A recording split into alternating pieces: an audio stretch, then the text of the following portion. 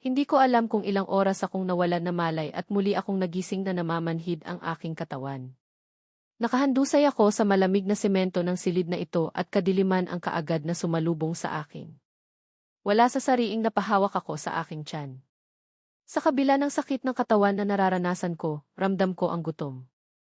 Hindi ko na alam kung anong oras na at nasaan ako. Hindi ko din alam kung ilang oras na akong nawalan ng malay. Hindi ko mapigilan ang muling mapahagulhol ng iyak.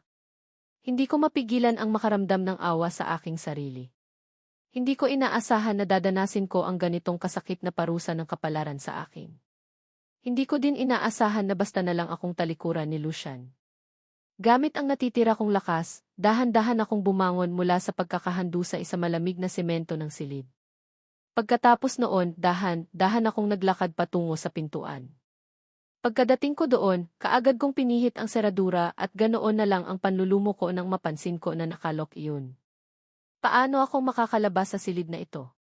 Paano ko matatakasan ang bangungot na nangyari sa buhay ko? Umaasa ako na sana panaginip lang ang lahat. Umaasa ako na sana lalabas din ang katotohanan. Pero panaginip lang ba talaga ang lahat? Hindi ito isang panaginip dahil ramdam ko ang pananakit ng aking katawan. Hindi ko na mapigilan pa ang mapahagulhol ng iyak. Naglakad ako patungo sa pinakasulok ng bahagi ng silid at patalong ko na naupo. Masakit ang buo kong katawan at gutom na ako. Kung hindi ako babalikan ni Lucian, tiyak akong mamatay ako sa mismong silid na ito. Lalo akong napahagulhol ng iyak. Kung maibabalik ko lang ang lahat sana, hindi na lang ako umalis sa tabi ni Lucian ng gabing iyon. Wala sana ako ngayon sa kalagayan kong ito ngayon. Muli akong napatingin sa pintuan ng dahan-dahan iyong bumukas. Kahit na papaano, muling nabuhay ang pag-asa sa puso ko nang iniluwa ang figura ni Lucian. May mga kasama siya at nang mapatingin siya sa akin kitang-kita ko ang galit sa mga mata niya. Nasa hili si Mommy at kailangan niya ng dugo. Kasalanan mo ang nangyari sa kanya and since pareho kayo ng blood type ni Mommy, sa iyo ko kukunin ang dugo na kailangan niya, seryoso niyang bigkas. Kaagad na nanlaki ang mga mata ko sa gulat. Sunod-sunod na pag-iling ang naging sagot ko. Sa sitwasyon ko ngayon, tiyak akong ikamamatay ko kung sakaling kunan niya pa ako ng dugo. Hindi maayos ang kalagayan. Ramdam ko din ang panghihina ng katawan ko. Lucian, maawa ka sa akin. Huwag mo naman itong gawin sa akin ito. Wala akong kasalanan. Hindi ko siya tinulak sa hagdan, nakikiusap at umiiyak kong sambit. Pero nagmistula siyang parang bingi. Hindi niya ako pinakingan bagkos sininyasan niya ang mga kasama niya na igapos ako. Gustuhin ko mang pumalag pero walang panama ang lakas ko kumpara sa lakas nila. Ang sama mo. Ang sama-sama mo. Bakit ba ayaw mong maniwala sa akin? Umiiyak kong sambit. Nagawa nilang iturok sa akin ang karayom sa aking ugat. Ramdam ko na din ang pamamanhid ng braso ko, kung saan nakaturok ang karayom na kung saan naging daanan para maitransfer ang dugo ko sa isang blood bag. Hinding-hindi kita mapapatawad sa ginawa mong ito sa akin, Lucian. Pagsisihan mo ito at siguraduhin mong mamamatay ako kung hindi babalikan kita. Babalikan ko kayong lahat nang hihina kong bigkas. Sa bawat minuto na nagdaan ay ramdam ko na ang pamamanhid ng aking katawan. Bumibigat na din ang talukap ng aking mga mata. Sir, sapat na po ang dugo na nakuha natin sa kanya.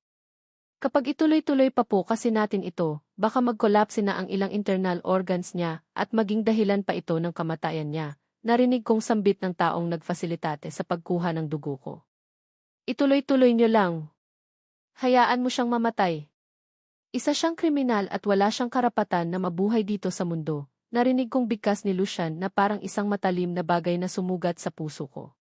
Kung nanghihina ako ngayon dahil sa ginawa nilang pag-extract sa dugo ko, mas nakakapanghina ang katagang binitiwan niya. Hanggang sa muli kong naramdaman ang pagdilim ng buo kong paligid. Alam kong katapusan ko na. Well, mas mabuti na din siguro ang ganito. Kaysa naman magtagal pa ako at patuloy kong dadanasin ang kalupitan mula sa mga kamay ni Lucian. Gamit ang nanlalabo kong mga mata, tinitigan ko ang galit na mukha ni Lucian. Hindi ko mapigilan ang pagguhit ng malungkot na ngiti sa labi ko. Nagkamali ako na nagtiwala ako sa kanya. Kay bilis niya akong husgahan. Kay bilis niyang naniwala sa mga taong nakapaligid sa kanya. Kung ngayon man ang maging katapusan ng buhay ko, kung sakaling may susunod pang buhay, siya ang taong gusto kong iwasan. Siya ang taong ayaw ko nang makadaupang palad pa kahit kailan. Hindi ko alam kung nananaginip lang ba ang lahat dahil feeling ko nakalutang ako sa alapaap. Nararamdaman ko ang malamig na simoy ng hangin na tumatama sa aking pisngi. Gusto kong imulat ang aking mga mata pero feeling ko hinang-hina ako. Amber, hold on, okay. Ililigtas kita.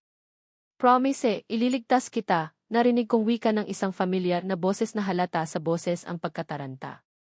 Gustuhin ko mang imulat ang aking mga mata pero hindi ko kaya.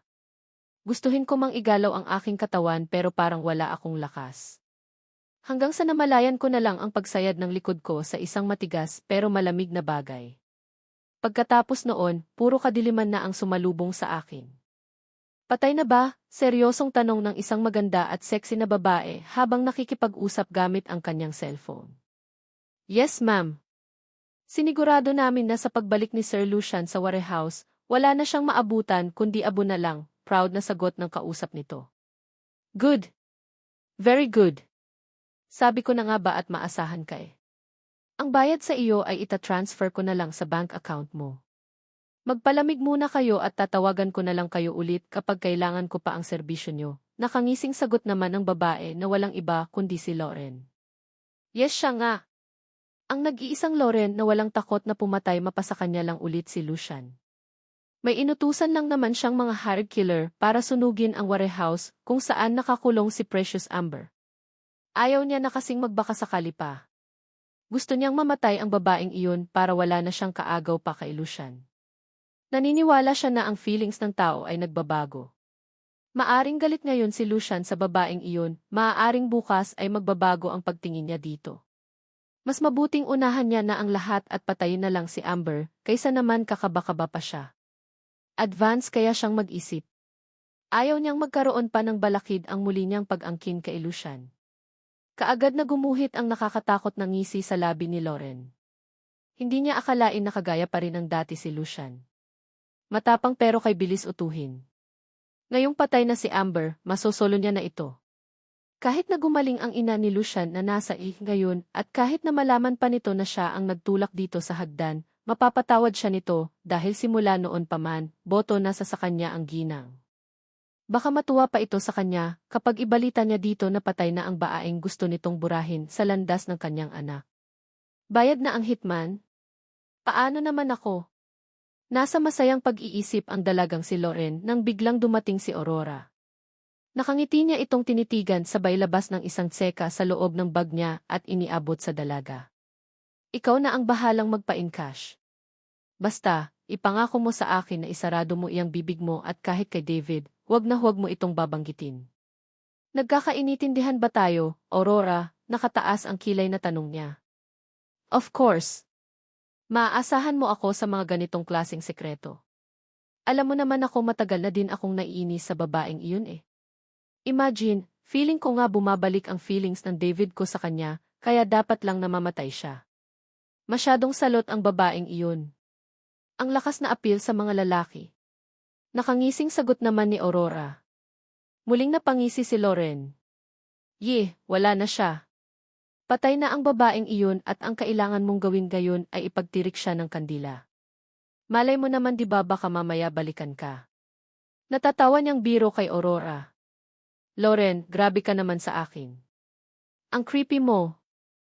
Hindi totoo ang multo no at kung totoo man iyang for sure. Kahit multo ng Amber na iyon, matatakot nang magpakita sa atin, natatawa niyang sagot. Napahalakhak naman ng tawa si Lauren.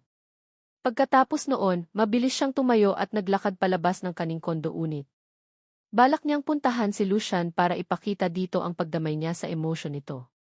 Alam niya kasing sa pagkakataon na ito, alam na ng lalaki ang nangyari sa warehouse at ang nangyari sa pinakamamahal niyang si Amber. Ang kawawang si Amber na mismong ang lalaking iniibig niya ang unti-unting kumitil sa buhay niya. Well, unti-unti lang naman dahil kahit saang angulo tingnan, alam ni Lauren sa sarili niya na siya ang pumatay sa Amber na iyon at hinding-hindi niya pagsisisihan ang ginawa niyang iyon. Para lang sa kanya si Lucian at kahit na sino pang babae ang aali-aligid dito, hindi din siya mangingimi na patayin ito. Naumpisahan niya na ang pumatay mapasa kanya lang si Lucian kaya ituloy-tuloy niya na ito. Tama si Loren pagdating niya nga sa villa ni Lucian, sakto naman na paalis ito. Halata sa bawat kilos nito ang pagkataranta kaya kaagad niya itong nilapitan. Lucian, sa hospital ka ba pupunta? Sama ako. Gusto ko ding makita si tita, mabait niyang wika dito. Tinitigan lang siya ni Lucian at mabilis na sumakay ng kotse. Ni hindi man lang siya pinansin pero hindi siya apektado. Ngayong patay na si Amber, alam niyang sa kanya pa rin ang huling halakhak. Sa kanya pa rin babagsak si Lucian at sisiguraduhin niya na sa pagkakataon na ito, hindi na makakawala pa sa kanya ang lalaki. Bubuo sila ng masaya at malaking pamilya. Bibigyan niya ito ng maraming anak. Sa naisip na iyon ni Loren, muli siyang napangiti. Napahaplos siya sa kanyang tiyan bago bumulong. Walang kang ibang kikilalaning ama, kundi si Lucian lang, anak, mahina niyang bulong kasabay ng pagguhit ng masayang ngiti sa labi niya. Kahit na hindi naman ako ganoon ka-close sa sarili kong ina, hindi ko pa rin naman maipagkaila sa lahat na sobrang nag-aalala ako sa kalagayan niya. Masyadong masakit sa akin ang makita siyang nakahandusay sa malamig na tiles ng mansion at umaagos ang dugo sa kanyang ulo. Ni sa hinagap, hindi ko akalain na magagawa ni Precious iyon.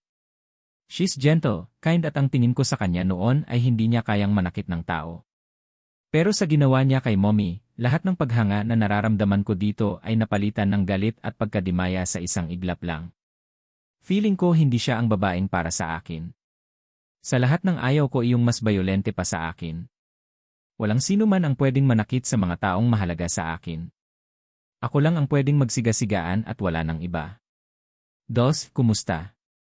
Kumusta ang kalagayan ni Mommy? Kaagad kong tanong sa doktor na tumitingin ka kay Mommy pagkalabas niya ng She's okay.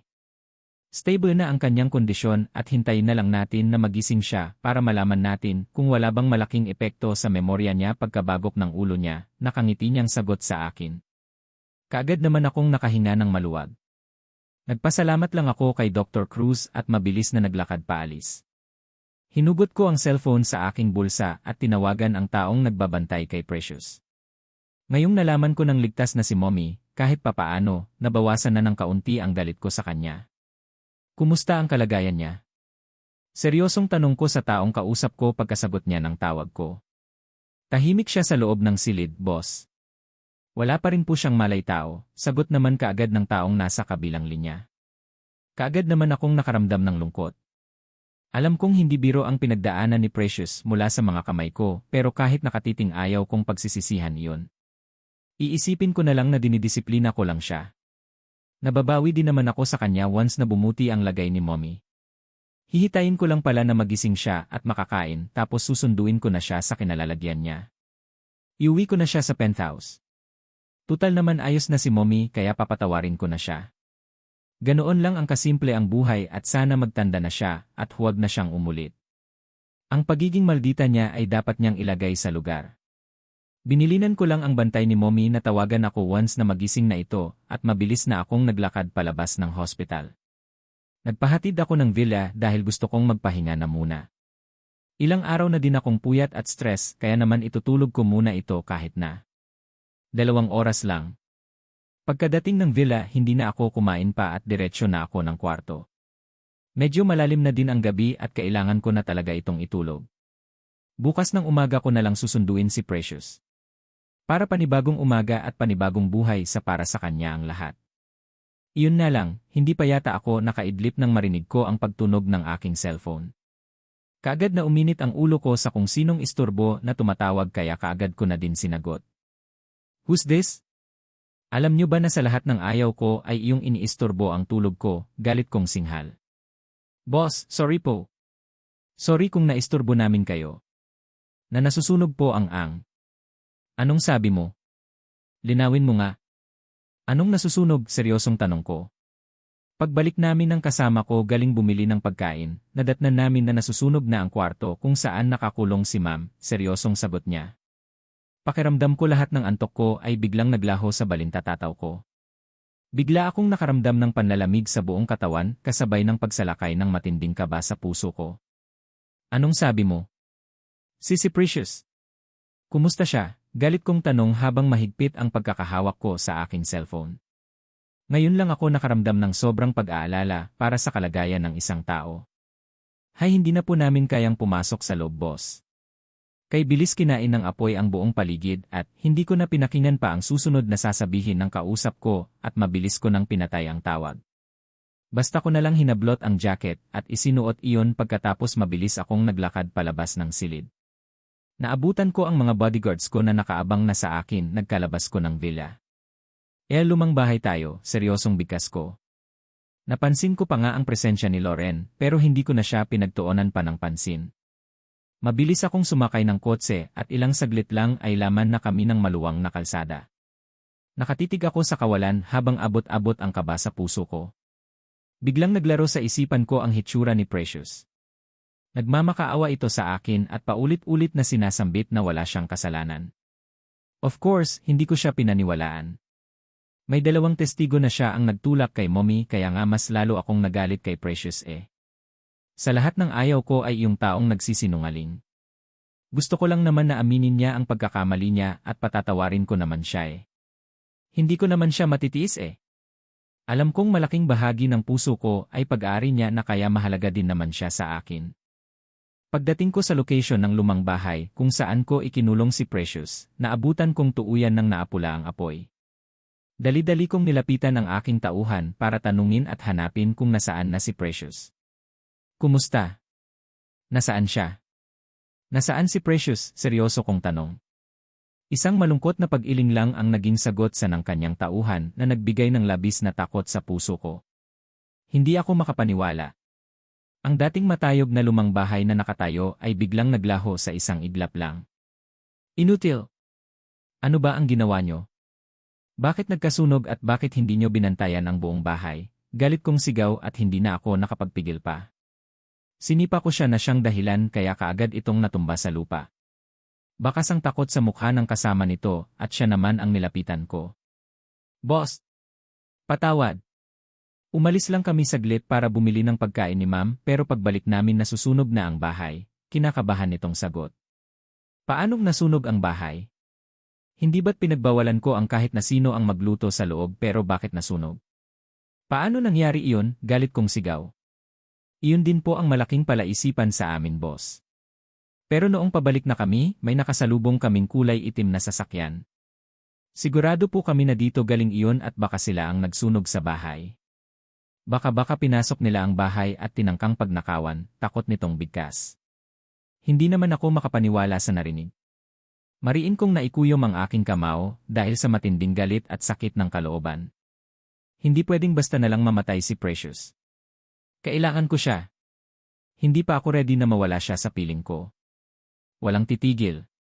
Gusto kong makita ang katawan ni Precious, galit kong wika sa mga tauhan ko sa kabila ng pait na nararamdaman na puso ko. Umaasa ako ng buhay pa siya. Umaasa ako na nakaligtas siya sa sunog at nasa paligid lang. Nakatitig ako sa makapal ng usok sa harapan ko nang marinig ko ang pagtunog ng aking cellphone. Dali-dali kong sinagot iyon lalo na at nakita ko na ang bantay ni Mommy ang tumatawag sa akin. Sir, gising na po si Madam. Gising na po siya at hinahanap kayo. Kaagad na balita nito mula sa kabilang linya kaya mabilis ang hakbang na naglakad ako pabalik sa kotse.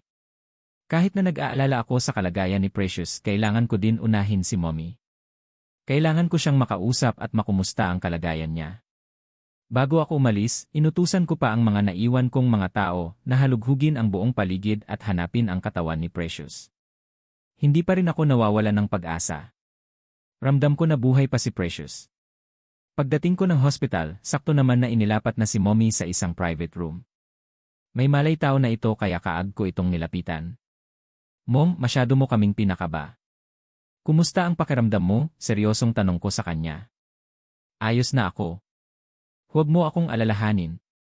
Sadyang hindi ko pa siguro katapusan, kaya hindi pa ako kinukuha ni kamatayan, seryoso niyang sagot sa akin. Huwag kayong magsalita ng ganyan. Ang sabihin niyo po, masyado pa po kayong bata para mamatay, seryosong sagot ko sa kanya. Kailan ka pa naging concern at naging malapit sa akin? Dati naman wala kang pakialam sa akin Well, it doesn't matter. Siguro lumalabas talaga ang konder ng isang anak kapag alam nilang nasa trahedya ang taong nagluwal sa kanila. Mom, tama na. Iwasan niyo muna ang magsalita ng mga ganyang bagay. Ang magandang gawin ay magpahinga na muna kayo. Magpalakas dahil balak kong i-treat kayo ng trip to Europe once na gumaling na kayo ng tuluyan, seryosong sagot ko. Hindi ko na kailangan ang mga ganyang bagay. Sawang-sawa na ako sa mga ganyan. Ituturing kong pangalawang buhay ko ito kaya naman pahalagahan ko. Pipiliin ko na din ang mga taong dapat kong pagkatiwalaan, seryoso niyang sagot sa akin. Ramdam ko sa boses niya ang lungkot which is very unusual. Nabagok lang ang ulo niya bigla na lang siyang naging mahinahon magsalita. Which sobrang nakakapanigo. Anak niya ako at kabisang-kabisado ko kung anong klaseng pag-ugali meron itong si Mommy. Don't worry Mom. Hindi ako papayag na hindi maparusahan ang taong naging dahilan kaya ka nandito ngayon sa hospital.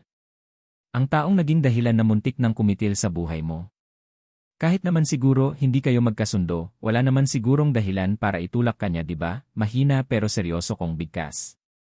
Napansyon kong natigilan si Mommy.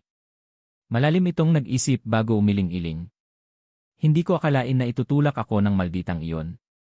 Hindi ko akalain na magagawa niya akong traidurin sa kabila ng mga pabor na ibinigay ko sa kanya, seryoso niyang bigkas na nagpakunot ng noo ko. Kahit kailan, alam kong ayaw niya kay Precious, pero bakit taliwas sa inaasahan ko ang lumabas sa bibig niya ngayon? Hindi ko na ipipilit pa na kayong dalawa ni Loren ang magkatuluyan. Wala siyang kwentang babae. Kaya pala biglang bumalik ng Pinas dahil nabuntis at ayaw na nagutan ng lalaking nakabuntis sa kanya. Ang kapal ng mukha niya para utuhin ako at itulak sa hagdan, bakas ang galit sa boses ni Mommy habang sinasabi ang katagang iyon na labis kong ikinagulat. Pakiradam ko biglang nanlaki ang ulo ko sa naring. Feeling ko biglang huminto ang oras at biglang nag-flashback sa isipan ang ginawa ko kay Precious. Si Loren? Si Loren ang babaeng iyon. Siya ang nagtulak sa akin sa hagdan. Siya ang dahilan kaya muntik na akong mamatay kaya gusto kong maparusahan siya. Hindi ako papayag na hindi niya mapanagutan ang ginawa niya sa akin. Kitang-kita ko ang galit sa mga mata ni Mommy habang sinasabi ang katagang iyon. Mariin kong naipikit ang aking mga mata at nanghihinang napaupo sa visitor's chair. Nagkamali ako. Alam kong sobrang nagkamali ako sa ginawa ko kay Precious. Kaya pala todo tanggi siya sa bintang na siya ang nagtulak kay Mommy dahil hindi naman pala talaga siya ang may gawa. God, paano ko maitutuwid ang pagkakamaling iyon gayong hanggang ngayon hindi ko alam kung kumusta na ang kalagayan ni Precious. Walang titigil. Hanapin niyo si Precocious, halos dumagundong ang boses ko sa buong paligid dahil sa sobrang lakas ng pagkakasabi ko. Frustrated at pagkatapos kong makausap si Mommy, muli akong bumalik dito sa dating bahay. Tuluyan nang naapula ang apoy, naglaho na ang usok pero kasabay noon ay naglaho din ang katawan ni Precious. Sinuyod na din nila ang mga lugar kung saan ito posibleng napadpad kung sakaling nakatakas man ito sa nagngangalit na apoy pero negative.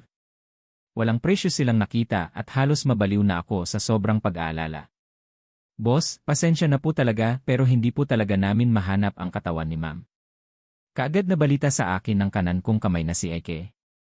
Ang takot na nararamdaman ng puso ko ay lalong nadagdagan. Hindi kaya napasama si Precious sa nasusunog na bahay. Na hindi siya nakaligtas at ang labi niya ay kasama na sa mga tumpok na mga abo na nakikita ko. Kondisyon ng katawan niya bago namin siya iniwan, malabo talagang makatakas siya sa nagngangalit na apoy. Wala itong malay tao at halos walang lakas. Hindi ko mapigilan ang maikuyom ang kamao ko. Dahan-dahan akong naglakad patungo sa lugar kung saan nakatirik ang lumang bahay na ngayon ay puro abo na lang. Hungkag ang puso na inilibot ang tingin ko sa buong paligid. Ni hindi ko na nga napigilan ang pagpatak ng luha sa aking mga mata. Sobrang init pa rin ang buong paligid. Dahil tuluyan nang naapula ang apoy wala na akong iba pang nakikita pa sa dako paroon kundi kadiliman. Hindi ko mapigilan ang maikuyom ang kamao ko. Aminado ako na kasalanan ko pero kung hindi dahil sa mga taong nasa paligid ko na nagsisinungaling, hindi ito mangyayari. Si Loren. Si Aurora. Ang kasambahay ng mansyon na si Petra. Hinding-hindi ko sila mapapatawad sa ginawa nilang pagsisinungaling sa akin. Pagbabayaran nila ito. Kung hindi dahil sa kasinungaling nila, maaaring hanggang ngayon, buhay pa rin si Precocious. Ang nakakaawang si Precious. Lalaki ako at sa tanang buhay ko, never pa akong umiyak dahil lang sa isang babae. Kasabay ng pagtitig ko sa dako paroon ang matinding galit na nararamdaman ng puso ko. Naikuyom ko ang aking kamao bago ako nagsalita. At iharap mo sa akin ang tatlong babae na yon. Si Loren, Aurora at ang kasambahay na si Petra. Ngayon din eh. Malamig ang boses na utos ko dito habang may luha sa aking mga mata. Masusunod boss, sagot naman kaagad ni Eke. Kaagad kong naramdaman ang pag-alis nito sa tabi ko at nang mapag-isa ako, dahan-dahan akong napaupo habang patuloy sa pagluha. Ano ang nagawa kong kasalanan? Bakit hindi ko man lang naisip na posible palang mapahamak si Precious sa nagawa ko? Nagkamali ako. Aminado ako na sobrang nagkamali ako. Uncle, nasa ganoon akong pag-isip nang marinig ko ang pagtawag ng kung sino sa pangalan ko. Wala sa sariling kaagad akong napalingon at sumalubong sa paningin ko ang mukha ng pamangkin kong si David. What are you doing here? Malamig ang boses na tanong ko sa kanya sabay tayo. I heard nagising na si tita. Kumusta siya? Nabanggit niya na ba kung sino ang nagtulak sa kanya sa hagdan? Seryosong tanong niya. Loren. Nabanggit niya na si Loren. Seryosong sagot ko. Katahimikan ang sumunod na namayani sa buong paligid. Hind na nagsalita pa si David kaya naman dahan-dahan kong inihakbang aking mga paa sa dako pa doon. Umaasa ako na kahit na ang katawan niya man lang ang matagpuan ko. Alam ko naman sa sarili ko na malabong makaligtas si Precious sa pagkasunog ng bahay pero gusto ko pa rin magbakasakali. Kakapit ako sa katiting na pag-asa na nararamdaman sa puso ko. Nang muli kong naramdaman ang pagsunod sa akin ni David, muli akong nagsalita. Kasalanan ko kung bakit napahamak si Precious, pero hindi ako papayag na hindi maparusahan ang naglaglag sa kanya para mapahamak siya. Muli kong bigkas. Isang mahinang buntong hininga ang narinig ko mula kay David bago siya muling nagsalita. Kasalanan mo kung bakit napahamak si Precious, pero may ibang tao na gusto na siyang mamatay. Imposibleng masunog ng ganoon kadali ang bahay na ito kung hindi sinadyang sunugin. Narinig kong sambit ni David. Wala sa sariling muli akong napalingon sa kanya. Ano ang ibig mong sabihin? Uncle, mas matalino po kayo kumpara akin. I don't care kung madadawit dito si Aurora. Hindi ko siya mahal. Umpisa pa lang hindi ko na siya gusto. Siya din ang sinisisi ko kung bakit nagalit sa akin ng sobra si Precious Amber at nilayuan ako. Hindi ako makikialam kung ano man ang gusto mong gawin sa kanya. Pero mangako ka sa akin, Uncle, bigyan mo ng katarungan ang nangyari sa kanya kay Precious, seryoso nitong bigkas. Ramdam ko ang lungkot sa boses nito habang sinasabi niya ang katagang iyon. Lalo tuloy dumuble ang sakit ng kalooban na nararamdaman ko ngayon.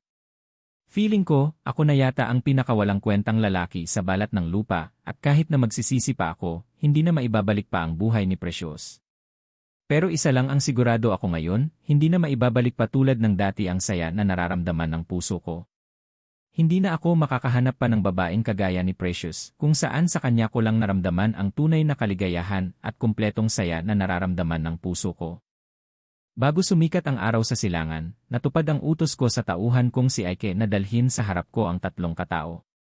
Una si Loren, sumunod si Aurora at pangatlo ay ang kasambahay na si Petra. Lahat sila ay kitang-kita ang takot sa mga mukha. Lucian, ano ito? Ano ang ibig sabihin nito? Nahintakutang tanong ni Loren sa akin. Nakatali silang tatlo sa isa't isa. Tinatanong mo ako kung ano ang ginagawa niyo dito.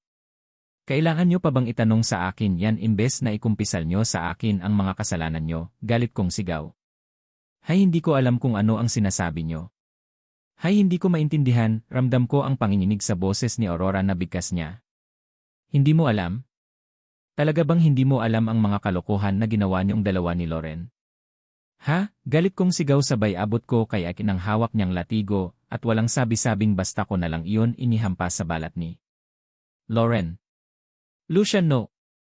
Huwag. Huwag, nahintakutang sigaw ni Loren kasabay ng pagtama sa katawan niya ng unang hagupit ng latigo. Ah, Lucian. Hindi. Huwag. Masakit. Umiiyak ng reklamo nito. Ang unang hagupit ng latigo sa balat niya ay nag-iwan iyon ng pulang marka kasabay ng paglabas ng dugo sa balat niya. Hindi ko naman mapigilan na mapangisi. Masakit? Masakit ba? Nice to hear that. Yan naman talaga ng gusto ko eh. Ang makita kang nasasaktan, nakangisi kong biggas. Napatingin ako sa takot na si Aurora at nang muli kong itaas ang hawak kong latigo, umiiyak siyang nagsalita. Aamin na ako, umiiyak nitong bigkas.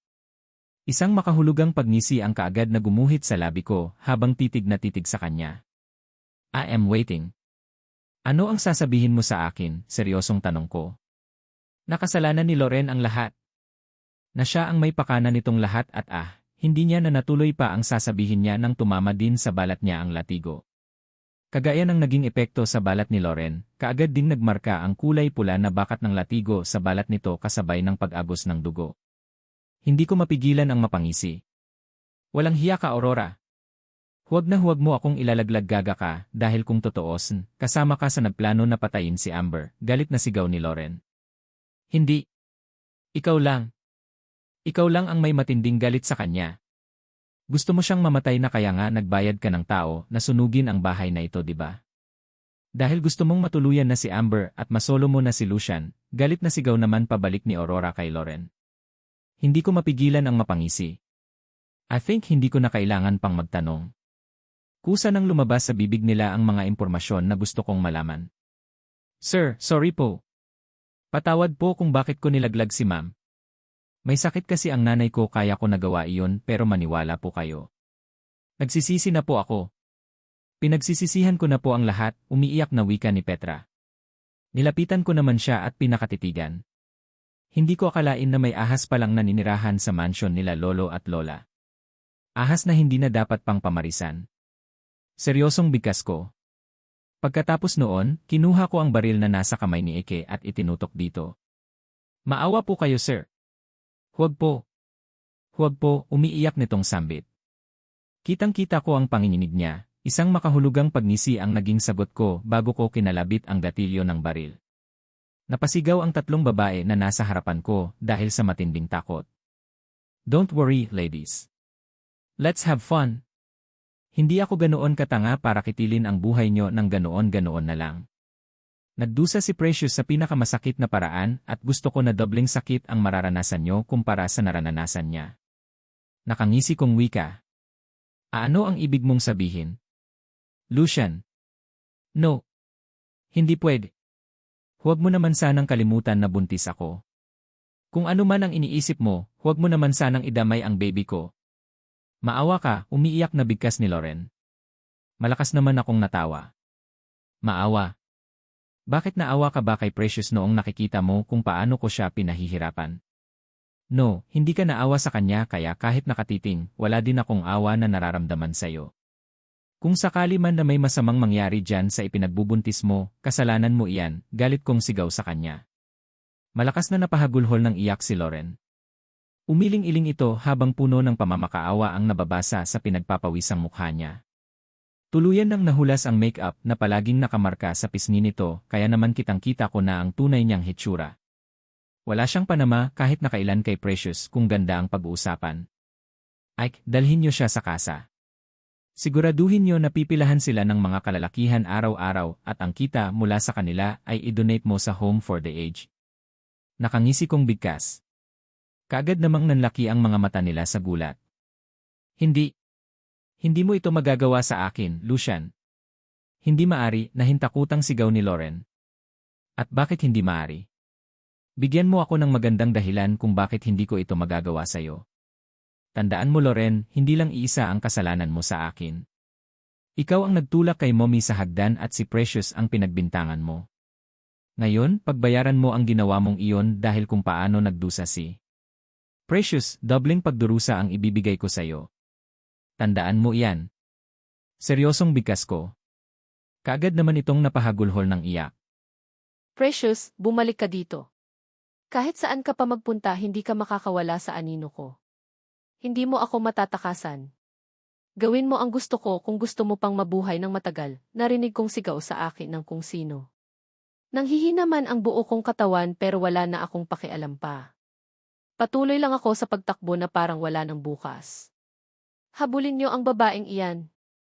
Iharap niyo sa akin sa ayaw at gusto niya, narinig ko pang sigaw ng kung sinong lalaki. Parang gusto ko ng panawalan ng ulirat. Pawis na ako at wala na akong pakialam pa kung nasaan na ako. Hindi ko kabisado ang lugar. Mapuno at wala na akong pakialam pa kung may makakasalubong man akong mababangis na hayop. Ang gusto ko lang makataka sa malupit na lalaking iyon. Pagod na ako, pagod na. Natigil ako sa pagtakbo nang mapansin ko na bangit na ang nasa harap ko. Takot akong napalingon at gusto kong panawan ng ulirat nang mapansin ko na nakasunod pa rin sa akin ang lalaking humahabol sa akin. Ayaw nila akong tantanan. Gusto talaga nila akong pahirapan. Tired? Akala mo ba ganoon lang kadali para sa iyo na takasan ako? Tandaan mo pag-aari ko ang buhay mo, precious ako lang ang may karapatan na magsabi sa iyo kung pwede ka nang kumawala sa akin. Maawa ka sa akin. Ano pa ba ang gusto mo? Makailang ulit ko bang sabihin sa iyo na wala akong kasalanan? Hindi ko siya itinulak, umiiyak kong bigkas. Pagod na, umiiyak kong muling sambit. Pakiramdam ko durog na durog ang puso ko sa mga nangyari. Wala akong kasalanan pero bakit ako pinaparusahan o kesbu? Ha? Pagod? Nagbibiro ka ba?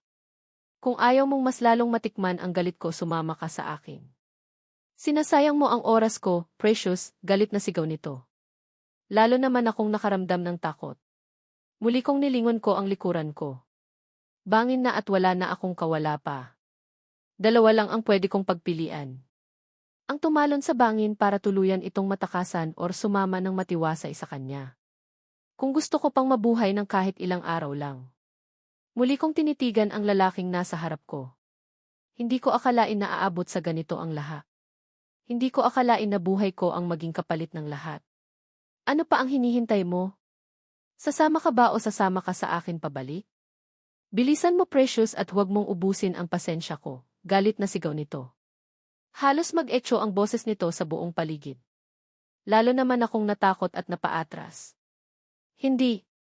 Hindi ako sasama sa iyo. Pagod na ako. Hindi ko na kaya pa ang mga pinangagawa mo sa akin. Maawa ka. Tantanan mo na ako, maawa ka, umiiyak na wika ko. Kaagad kong napansin ang pagisi nito at ang tangkang paglapit sa akin. Muli akong umatras kaya natigilan ito. Ano ba ang ginawa mo? Nababaliw ka na ba? Gusto mo bang magpakamatay? Galit na sigaw niya. Tama ito kung ang kamatayan ang paraan para makalaya ako sa kalupitan niya, not. Malinis ang konsensya ko at hanggang sa huling hininga ko, paninindigan ko na wala akong nagawang kasalanan sa iyo. Pero kung ang kamatayan ang kabayaran para mawala ang nararamdaman mong puot sa akin, gagawin ko, mahina kong sagot.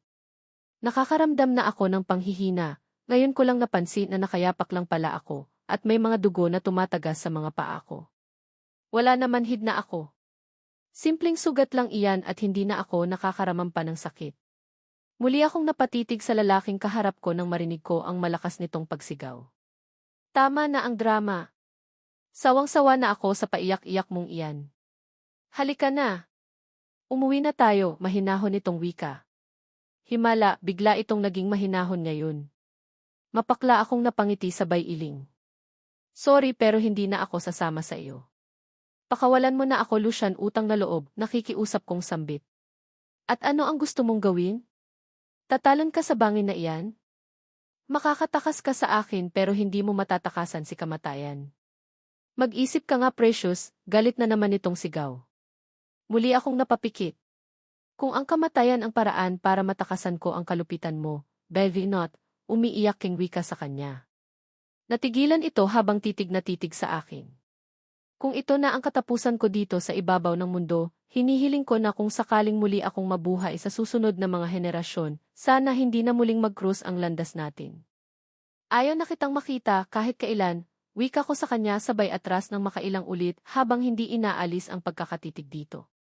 Ilang beses pa itong umiling at patakbong lumapit sa akin pero huli na. Precious, huling sigaw na nararamdaman ko kasabay ng pagbulusok ko pababa. Amber. Precious Amber, narinig kong tawag na kung sino sa pangalan ko. Dahan-dahan akong nagmulat na aking mga mata at hindi ko mapigilan na magulat ng kaagad na sumalubong sa paningin ko ang maliwanag na kapaligiran. Patay na ba ako? Namatay ba ako sa mga kamay ni Lucian? Amber, God. Thank you. Sa wakas, nagising ka din, narinig kong muling sambit ng isang boses. Muli akong nagmulat ng aking mga mata at kaagad na sumalubong sa paningin ko ang nag-aalalang mukha ni David. Si David. Ano ang nangyari sa akin? Nananaginip ba ako kanina? Nagdedeliryo ka na naman sa sobrang taas ng lagnat mo, muling sambit niya. Tulala naman akong napatitig sa kanya. Nakakaramdam ako ng matinding panghihina sa aking katawan. Wala din akong maramdaman na kahit na anong lakas. Nandito ka sa hospital.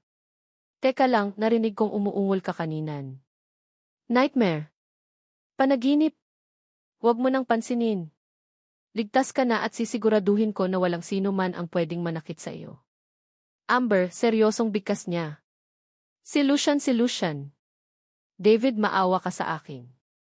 Ilayo mo ako sa kanya. Ilayo mo ako kay Lucina, unang kataga na lumabas sa bibig ko. Si Lucian ang dahilan kaya nandito ako sa hindi kaaya-ayang sitwasyon. Si Lucian din ang napanaginipan ko kanina. Hanggang sa panaginip, hinahunting niya ako. Hanggang sa panaginip, gusto pa rin niya akong patayin. Yes, promise hindi ka na niya mahahanap pa. Ako ang bahala sa iyo. Gagawin ko ang lahat para mailigtas ka, Amber, seryoso niyang bigkas. Hindi ko naman mapigilan ang mapahagulhol ng iyak. Sariwa pa sa isipan ko ang mga pahirap na dinanas ko mula sa mga kamay ni Lucian at hindi ko alam kung kaya ko pa ba siyang makaharap muli. Tahan na, Amber. Ligtas ka na. Wala nang dapat pang iyakan. Isipin mo ang kalusugan mo. Tulungan mo ang sarili mo na gumaling kaagad. Para naman mailayo na kita ng tuluyan sa lugar na ito, seryosong bigkas ni David. Ano ang ibig mong sabihin? Hinahanap ako ni Lucian. Gusto niya akong patayin, di ba? David, maawa ka. Huwag mo akong isumbong sa kanya. Itago mo ako. Please itago mo ako, nagmamakaawa kong sambit.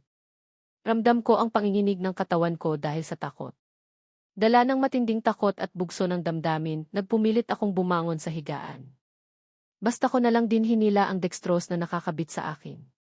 Kaagad ko din namang naramdaman ang mahigpit na pagyakap sa akin ni David. Amber, hey. Relax. Relax lang. Walang dapat na ikatakot. Nandito ako.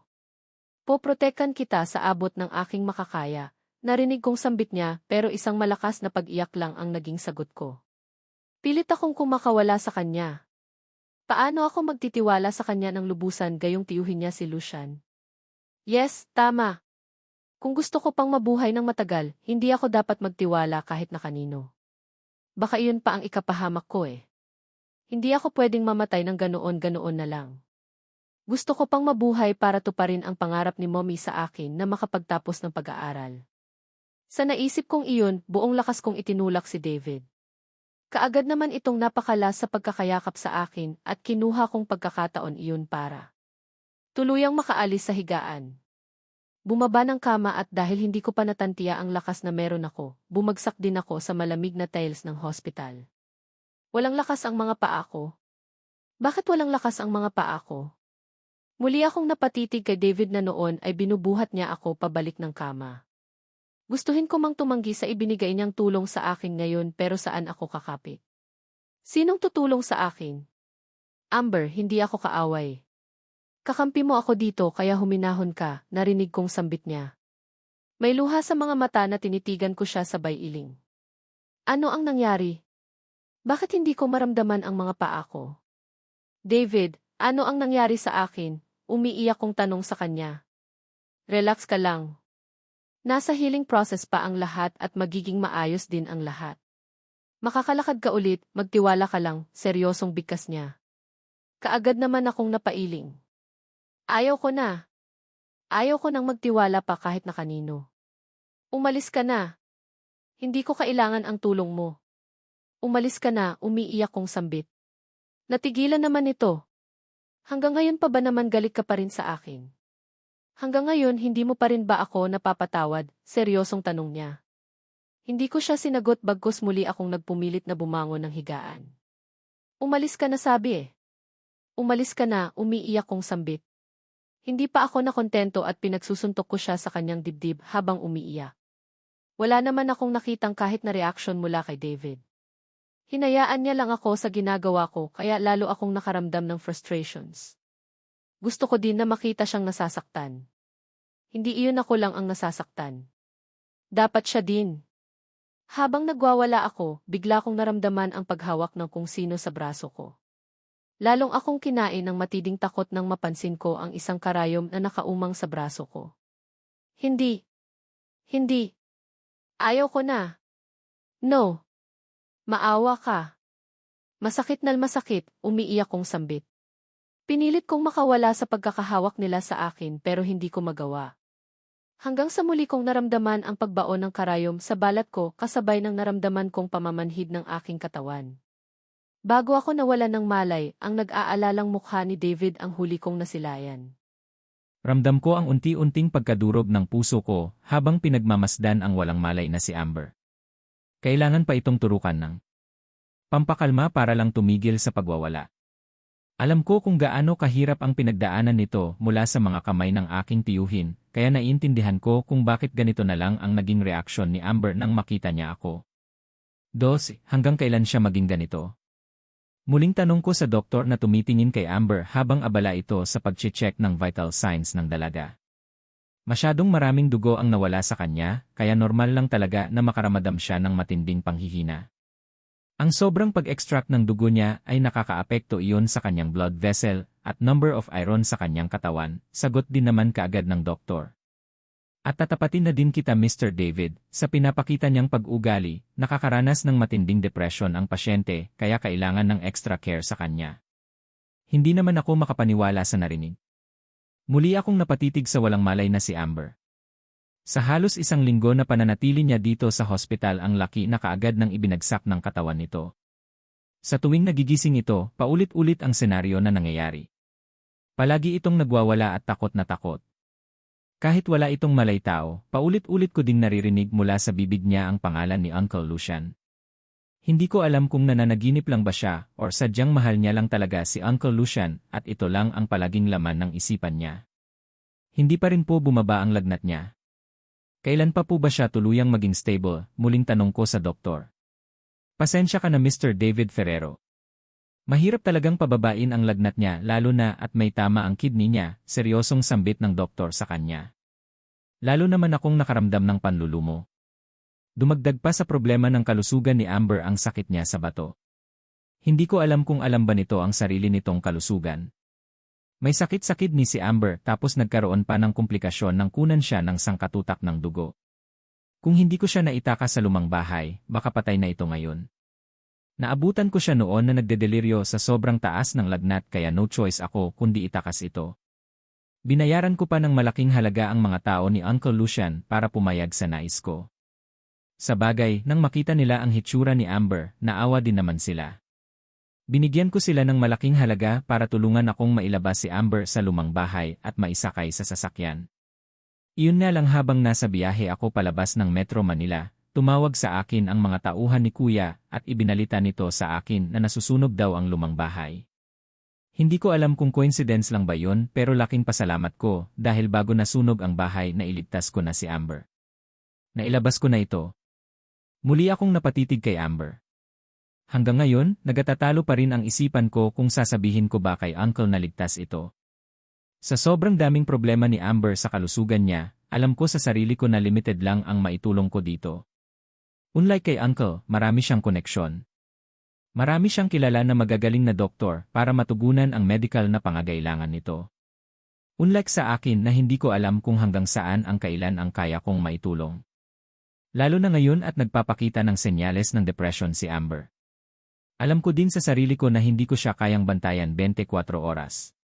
Paano kung sa sobrang lala ng depresyon na nararamdaman sa sarili nito ay hindi na nito makontrol ang sarili at makagawa ng isang malaking pagkakamali? Like yung bigla na lang niyang saktan ang sarili niya. Sa naisip kong iyon, lalo tuloy bumigat ang pakiramdam ko. Ayaw kong isuko si Amber kay Uncle Lucian pero kung hindi ko gagawin iyon baka lalo itong mapahamak. Nakita ko naman na nagsisisi na si Uncle Mahigit isang linggo na din nangyari ang trahedyang iyon at mahigit isang linggo na din dito sa hospital si Amber. Lumalaki ang bills nito at wala din naman akong malaking halaga para mabayaran ko ang lumulubo nitong hospital bills. Lalo na at hanggang ngayon, limited lang ang pera na meron ako. Hindi pa rin kasi binabalik ni Uncle ang mga credit cards ko. I am sorry, Amber. Para sa kabutihan mo kaya ko ito gagawin at alam ko naman na mas magiging safe ka kay Uncle. Sa mga kamay kanya napahamak pero ang mga kamay niya din ang magliligtas sa iyo. Mahina kong sambit bago ko inilabas ang aking cellphone. Pikit matang tinawagan ang number ni Kuya Lucian at kaagad din naman itong sumagot sa kabilang linya. Yes, tungkol na naman ba ito sa mga credit cards mo? Dumaan ka bukas ng villa, ibibigay ko ang mga yun sa iyo, seryosong kaagad na sagot nito. Halata sa boses nito ang pagkalasing kaya naman mas lalong naging buo ang puso ko na sabihin sa kanya ang katotohanan. Uncle, nandito ako sa Cavite. Pwede ba tayong magkita or pwede bang puntahan mo ako dito? Seryosong tanong ko. Bakit ano ang nangyari sa'yo dyan? Napatrouble ka at wala kang pambayad. Don't worry, papupuntahin ko dyan si Ike, seryosong sagot nito. Kasama ko si Amber. Kung gusto mo pa siyang iligtas, puntahan mo na kaagad siya dito, walang paligoy-ligoy kong sambit. Iyan ang balita sa tatlo, seryosong tanong ko kay Ike habang nakatayo ako dito sa veranda ng villa. Nakatiitig sa kawalan habang nakakaramdam na ako ng pagsakit ng aking ulo.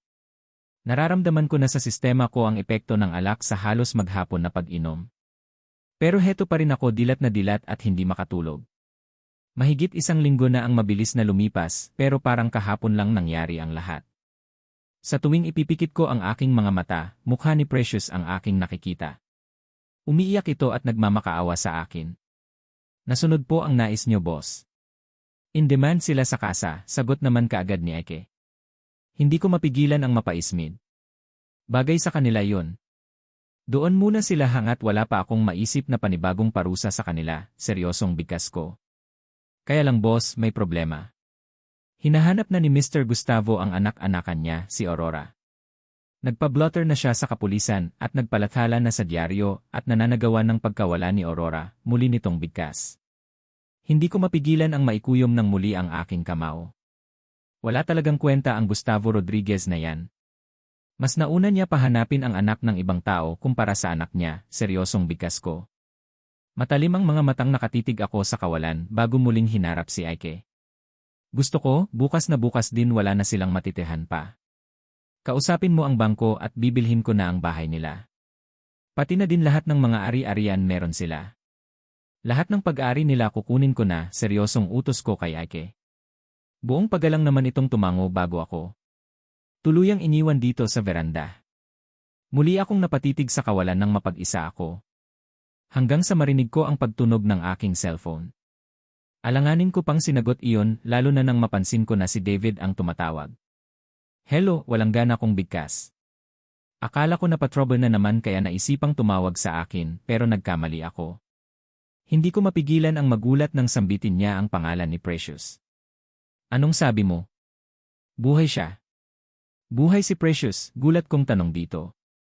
Bigla akong nakaramdam ng panlalamig ng buo kong katawan kasabay ng malakas na pagkabog ng dibdib ko. Sa isang iglap lang, bigla din akong nabuhayan ng loob. Uncle, nandito kami sa hospital ng Cavite. Pwede bang puntahan mo siya? Hindi ko na alam kung ano ang gagawin ko. She needs help at alam kong ikaw lang ang makakatulong sa kanya para gumaling siya, seryoso nitong bigkas. Ni hindi ko na nga namalayan pa ang pagpatak ng luha sa aking mga mata. Kusang humakbang ang mga paa ko paalis ng veranda at nagtuloy-tuloy patungo sa parking area kung saan naghihintay sa akin ang ilan sa mga bodyguards at driver ko. Darating ako.